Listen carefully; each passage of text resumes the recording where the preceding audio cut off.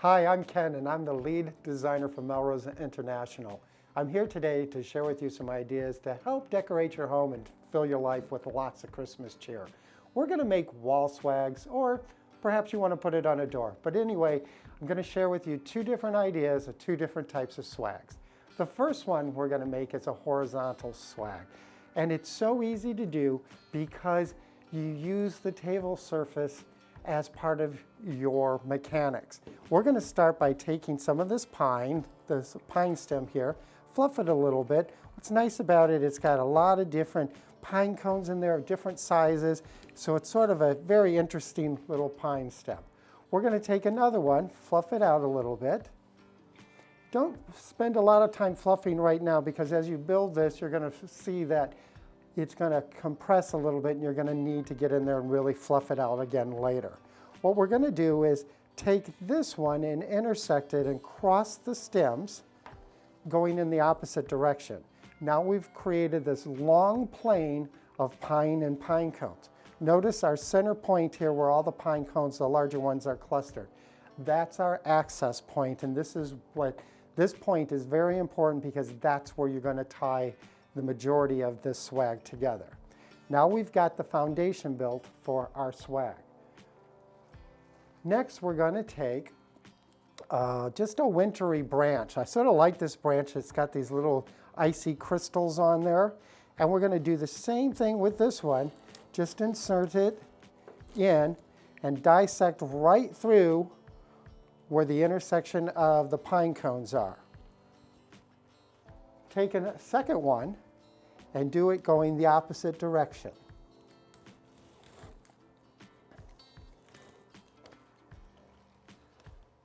The nice thing about this, it becomes very symmetrical, and that makes it easy for you right now to make sure that you're doing it or you think that your composition is coming together nicely. So we have two of the same pine branches, two of the linear ice branches, and then we're going to take two clusters.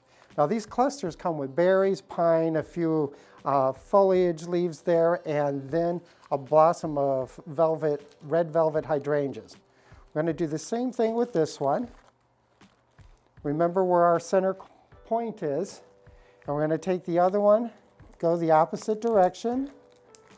You might have to lift some of the branches up, get them out of the way a little bit. Actually, we're going to go from this way. This one's a little tighter to get in there because you've got so many stems going on. Turn that leaf back around. So we have now our horizontal swag going on, and just to fill the center, I have an extra little berry branch, but I'm going to wait. Well, no, let's go ahead. Let's put this one in now. And it doesn't matter which direction you go. This is the only item that's going to offset our balance. Remember, we have our symmetry going with pine, the branches, and then the cluster. Then we have the same thing repeated on the other side. Now we have one extra cluster in the middle of these pine cones and berries, but that's okay. That's going to fill the center in when we complete this design. Now we need to tie our bundles together, or our horizontal swag. I like to use cable ties because they work so nicely to really secure it tightly, and you can pull them, and it just really is a good device to use to anchor and tie things together. Sometimes your cable tie isn't quite long enough, and I'm concerned this one isn't going to be long enough, so you can extend them. You can add two together, and which we're going to do, and we're going to remove the little excess that's hanging out, get rid of that. Now I have a long enough piece to go around my whole bundle here. You can slide it in from the front or the back, it doesn't matter. Make sure that you get all the stems included inside there. Pull your cable tie tight, as tight as you can get it. Remove the excess stem. And now we're going to finish the bouquet off with a bow. I've already pre-made the bow, and that's very important that you do that because I like to have everything ready so as soon as I get done or get to that point, I can just add it in. So I've taken the time and I made my bow to prepare before we started. So we're going to take this ribbon now And we've had 2 wires added to it. When we tied it, so the wires now become my mechanics to add it to my bouquet. So I'm going to turn the bouquet over and take the wires and just pull and twist them as tight as you can. And while you've got it upside down now, this is a time when you can use some more cable tie. Sometimes one cable tie right in the middle isn't enough because it will pivot. So what I like to do is take an extra one, go in there and get some of the branches underneath. You don't have to get them all, but get a number of them. And you can secure one side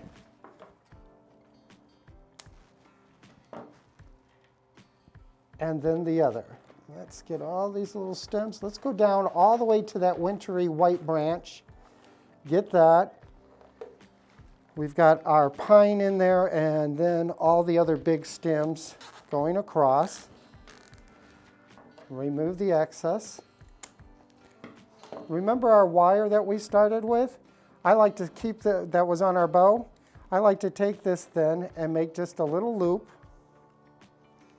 Twist it off. You can remove them or bend them back down into your bouquet. I'm just going to bend these down, but you can take your wire cutters and get rid of the excess. But that little loop now is going to become our hanger so that we can hang it. Flip your bouquet back over. Now you need to do some final shaping. Make sure you take the ribbon, fluff it up. All the wired ribbon is beautifully, makes it easy, I should say, to restore the shape of your bow. Remember that one little cluster we put in the middle? Let's bend that up and get it up into the ribbon so that it's part of our design here.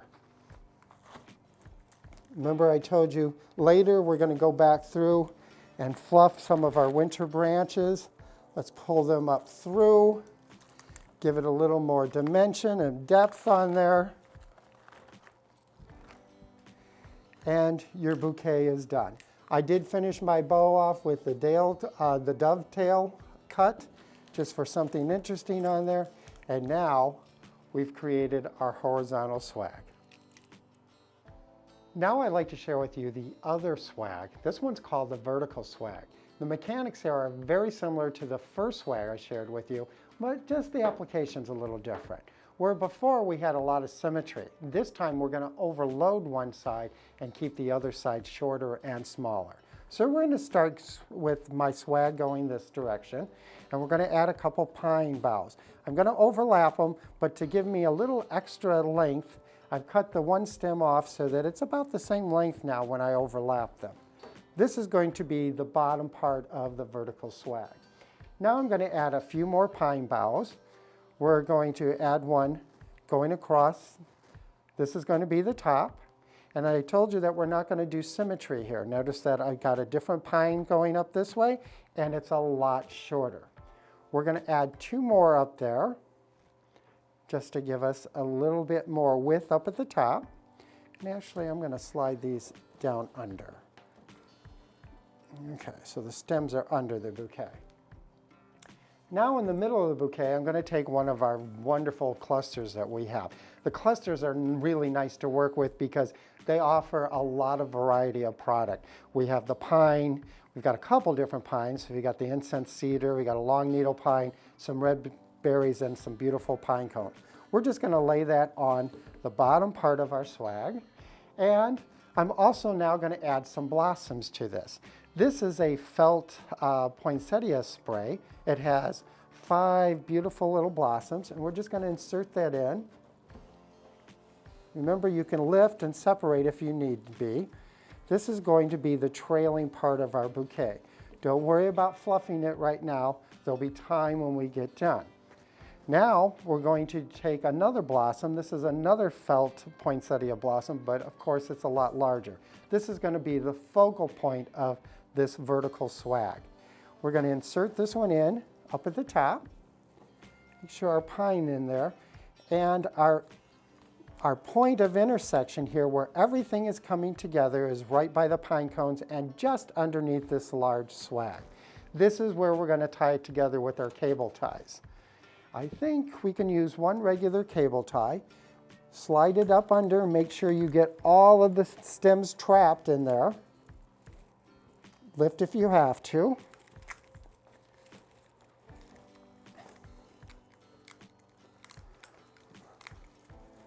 And then pull your cable tie tight. Remove the excess again. See, the application of the mechanics here is just like the other one, but the difference is the balance. This side's longer, drippier. As you can see, it doesn't carry as much weight, but physically it does because it has the length. Up here, we have a lot of visual weight because we have a large blossom and we're creating a little more width to the bouquet, so that this vertical swag now has a focal point and a focal area up high as it sort of cascades down our wall or our door, which we're going to apply it to later. At that point of intersection where we tied it with the cable tie, we're going to add a little ribbon. I've already created a bow, taking my 2 wires, and you can flip your bouquet over at this point, tie your wire, make a little loop so that you can hang it, and you can remove that wire. I will cut that off later with my wire cutters. In the meantime, I'm just going to bend it out of the way. Remember our stems that were coming down and going this way? We're going to tie them again just to give a little more support and anchor it a little better. Remove the excess. Do it again down at this end. Now we can flip our bouquet back over, and with some little bit of fluffing, fixing, we can straighten out our ribbon.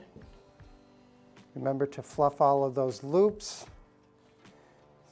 It's nice to have all that beautiful wired ribbon, so you can just re-fluff. Do a little bit of shaping to our loops. And our large focal flower here is this poinsettia. We're just going to pull it forward so that it really stands above the bouquet and it overlaps our ribbon here. Ribbon is a beautiful object or material to add to things, but it shouldn't stand alone. It should be tying everything together. So I always like to put a focal point over the ribbon and let the ribbon sort of cascade and fall away from it. Don't forget our little blossoms that are cascading down. They need a little loving care also. Do a little bit of shaping on those. I like how these felt flowers have just a little hint of sparkle on there. They have a little frost snow, sort of taking it into the holiday season. The ones down at the bottom, I'm going to keep them a little closed as if maybe this is graduating blooms as it's cascading down. Shape your pine a little bit, and you're basically done. You've got your hanger on the back, you've got your ribbon tying it all together, and you have your focal point. Here we have our vertical wall swag. So here are the 2 swags, our horizontal and the vertical. The horizontal, there's so many different applications where you can use this in your home. I can see this on top of a mantelpiece, or maybe just used as a centerpiece with a few candles on your dining room table. You can hang it above a doorway, maybe above a picture or a special piece of artwork that you have in your home. But there's so many different things you can do with it. If you have a large wreath, you can attach this to a wreath and it becomes an instant decoration on there. The horizontal swag, there's so many different things you can do, and I could even see using this as a memory piece to put on somebody's headstone. Just a little bit of shaping and you can just attach it there, a beautiful decoration for any graveside. Another thing I like to do with them is to actually bend it in a hairpin or a U shape, give a nice bend to it, a nice arch, bend the ends down. It's a great decoration to put on your mailbox. The horizontal swag is a wonderful thing, and it's so simple to do. Now the vertical one, it's just as simple to do, and I think I like this one even better because I like the vertical lines. I like strong, long linear lines. You can put this on a door. You can hang this on the window. You can hang this just on a wall. I've actually done several pieces like this where I've hung them on opposite sides of a window and maybe by a sconce or something, so it becomes a wall decoration with some other ideas. You can make outdoor ones that you can put on your lights outside on either side of your garage door or by your front door. The linear version of the swag, to me, in that vertical format is really one of the characteristics that I like. And the best thing about doing all of this is, yeah, this is seasonal, it's Christmas, but at Melrose we have product for all season. I don't care if it's spring, summer, or fall. You can find all of the component pieces and all the complementary stems between the foliage, the linear branches, berries, and blossoms. Everything to pull your composition together. Make the swag a thing that you need to put into your basket this year.